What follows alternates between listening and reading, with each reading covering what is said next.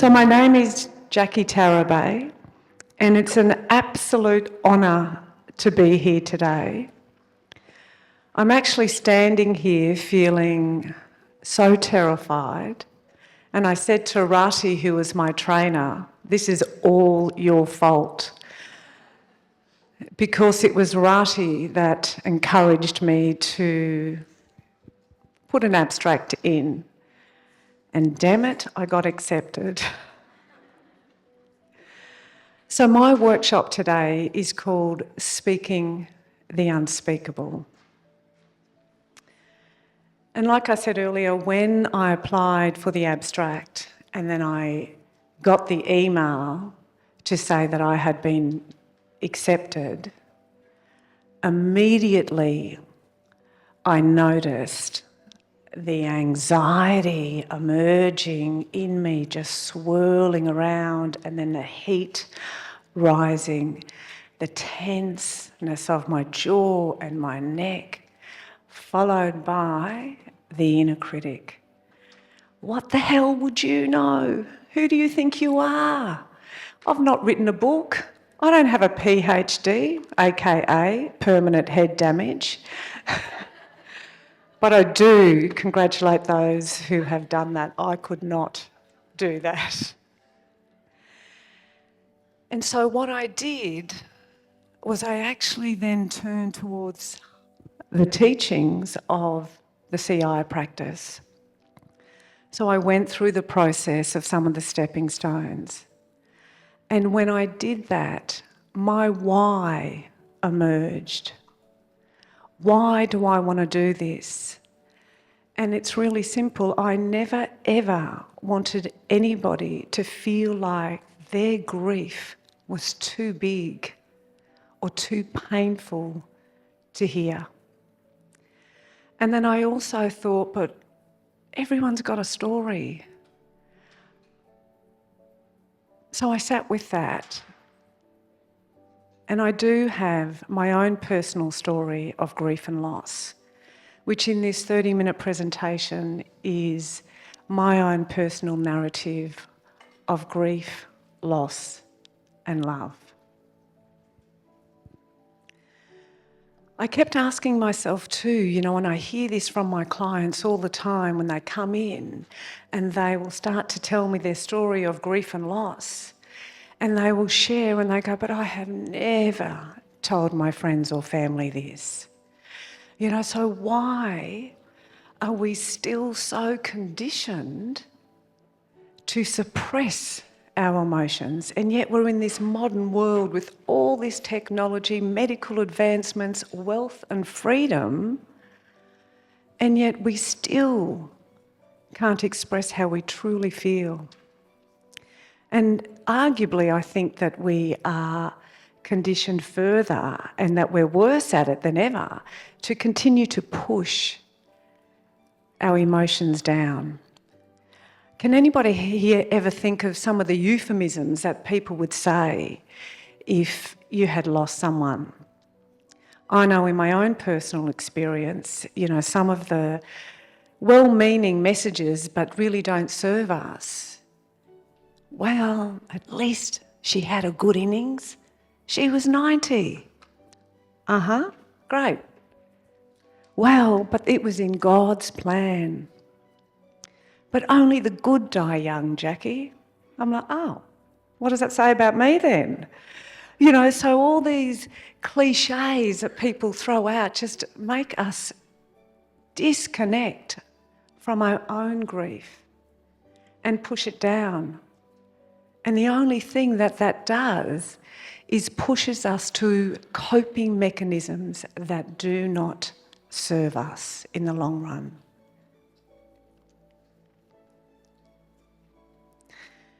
What I've learned in my own grief and loss experience is our inability to not grieve well is at the core of all our suffering. And the more we suppress our grief, the more it infects every other aspect of our life. Am I speaking too slow because I'm also mindful of the interpreters? Is that okay? Yeah, thank you. And ultimately, trauma results from not being able to grieve well. So what do we need to do? We need to understand, what is grief? Grief is our natural reaction to a loss, and it serves as a function. And that function is to help us accept the reality of the loss. And in session, how we do that is I ask the bereaved person, were you there when they died? Did you touch the body? Where were you when you heard the news that someone had died? That helps our clients accept the reality of the loss. The function is also to help people process that pain and suffering. Help us to adjust to a life without the deceased while we embark on a new life.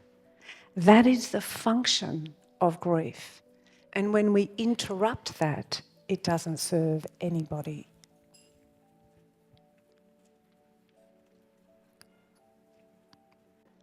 And I still feel that in our culture we can't express ourselves in our own unique way. We don't feel safe enough. So we have to create safety. And safety is connection. To help people really connect to their true feelings around the loss. So how do we do that? How do we create safety? We have to create a safe space. We have to allow ourselves and our clients to feel the grief. And we have to help them explore its meaning that they make to their experience. Feeling safe is grieving authentically, is the only way through our trauma. So how do we get better at leaning in rather than moving away from our true feelings? How do we see our grief as a message from our true self to our true self? How do we learn to live knowing that everyone we love will die?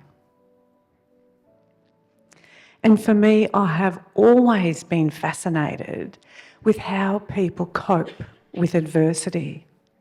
Why is it that some people survive and others barely survive? Why is it that some people make decisions out of love while others out of fear?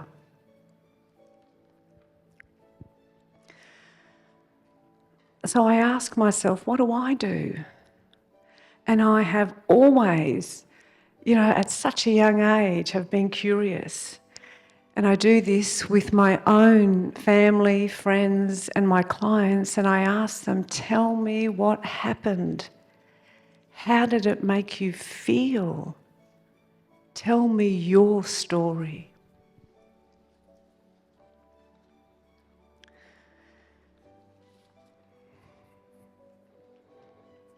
So my own journey of grief and loss began when I was a curious 6-year-old girl. It really seemed quite innocent at first. I remember, my mother's in the kitchen, with all her female friends, cooking up a storm, while my father and all his Lebanese mates were sitting in the lounge room. And I could hear this laughter. And I'm thinking, what is going on? And so I crawled quietly into the lounge room, and I peeked in and I could see all these men, and they had this magazine and they were pointing at the magazine and they were laughing, and it was the expressions on their face that got me. And I thought, what is that? They threw the magazine behind the lounge. So here I am as a 6-year-old and I'm crawling in behind the couch. And it was also innocent at first.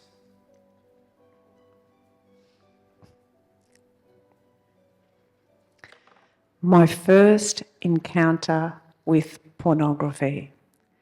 So here I am behind the couch and looking at these gorgeous women, half naked in different poses, and my eyes wide open, shocked but also excited about what I saw. And then before I knew it, my father's hand grabbed me from behind, yanked me from the couch, took off his belt and started beating the shit out of me. And I just remember feeling so frozen in fear. My mother's come running out, trying to protect me, and then he grabs his belt and starts beating her in front of everyone. I felt so helpless and I felt so ashamed. And I couldn't understand how he could do that. How can you beat my mother, your wife? And it became a question that haunted me my whole life.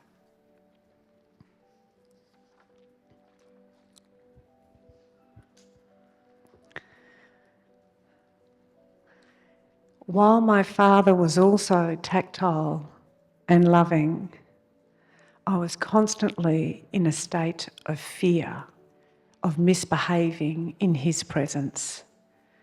And in that moment, my childhood innocence was lost. How would I grieve this loss? What do you think a 6-year-old might begin to believe about herself?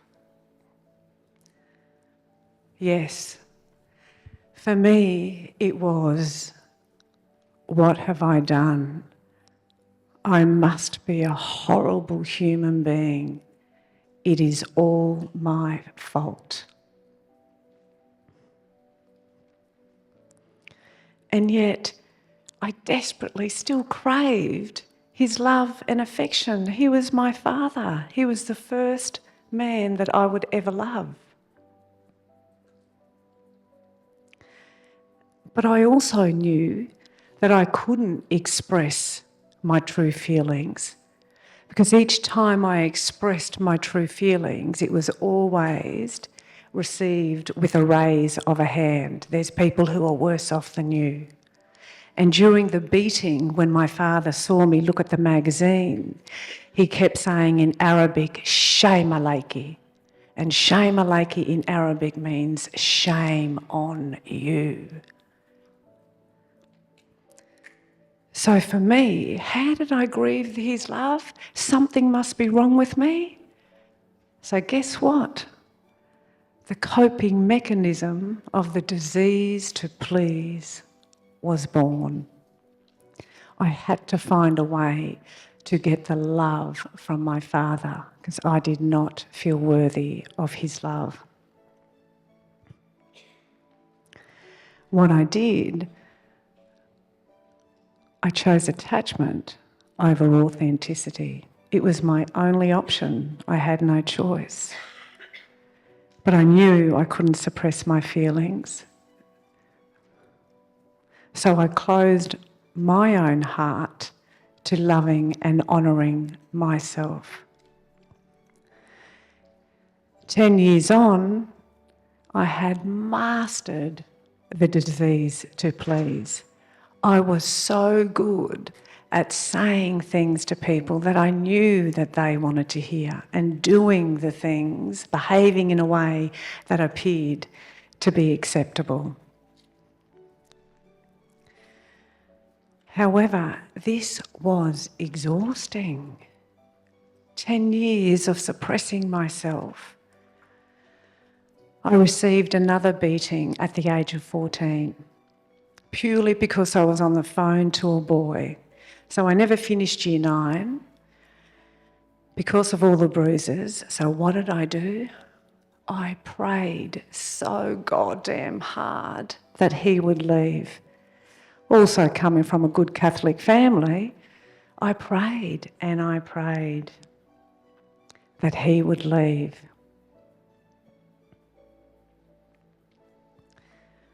Be careful what you wish for. July of 1985, my father was arrested for drug trafficking. It was the biggest drug bust in Queensland at the time. He was facing a life sentence, which he couldn't bear, so he chose to flee the country and go back to his hometown of Lebanon. I never saw him again, only to receive a phone call 11 years later that he had died.